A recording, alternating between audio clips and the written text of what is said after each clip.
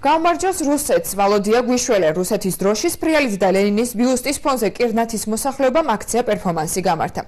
წელს ზემოთ შიშველი მამაკაცების შეძახილების თანახმად მათ რუსეთის დახმარების იმედი აქვთ. საგულდაგულოდ მომზადებულ ტრანსპარანტებზე კი ვკითხულობთ, რომ მათ მიწებს საფრთხეს თურქები უქმნიან. რეზონანსული ვიდეოს გმირებს დღეს სოფელ კირნათში მივაკითხეთ, თუმცა მათ ვიდეოკამერებთან გამოსვლა არ ინდომეს. მიწა გლეხებს და არა თურქებს პუტინ დაგვეხმარე გვიშველე სოფელ კირნათის მკვიდრების ვიდეო მიმართვა სოციალურ ქსელში 27 იანვარს გავრცელდა. ადგილობრივები მიიჩნევენ, რომ სოფლის მიწის ნაკვეთებს მეზობელი სახელმწიფო თურქეთი ისაკუთრებს. ამიტომაც ისინი რუსეთის პრეზიდენტ ვლადიმერ პუტინს დახმარებას თხოვენ. წელს ზემოთ შიშველი მამაკაცები ლენინის ბიუსტის ფონზე რუსეთის დროშასაც აფრიალებენ.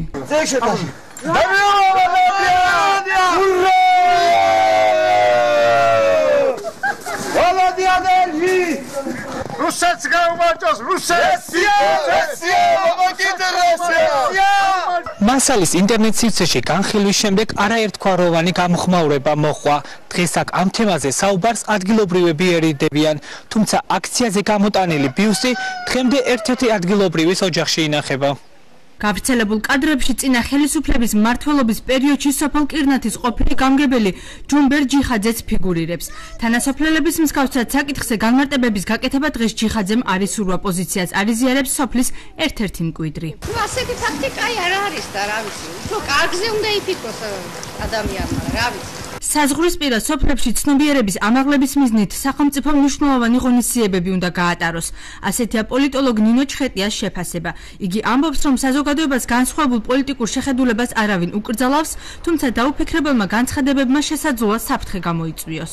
ამ ყველაფერს აქვს კონტექსტი სხვა მეზობელი სახელმწიფოსადმი გარკვეული უკმაყოფილება და უკიდურესი დამოკიდებულების, უარყოფით დამოკიდებულების ქონა. იქიდან გამომდინარე, რაც უნდა პოლიტიკური საქართველოს სუვერენული სახელმწიფოს ამ მდგომარეობაში მყოფის პოლიტიკური ინტერესებიდან გამომდინარე გარკვეული საფრთხეები ბუნებრივი არსებობს და ეს არის მხოლოდ არა მხოლოდ სახელმწიფოს და უწყებების გასათვალისწინებელი საფრთხეები, არამედ თავად ამ სოფლის მოსახლეობის გასათვალისწინებელი საფრთხეები.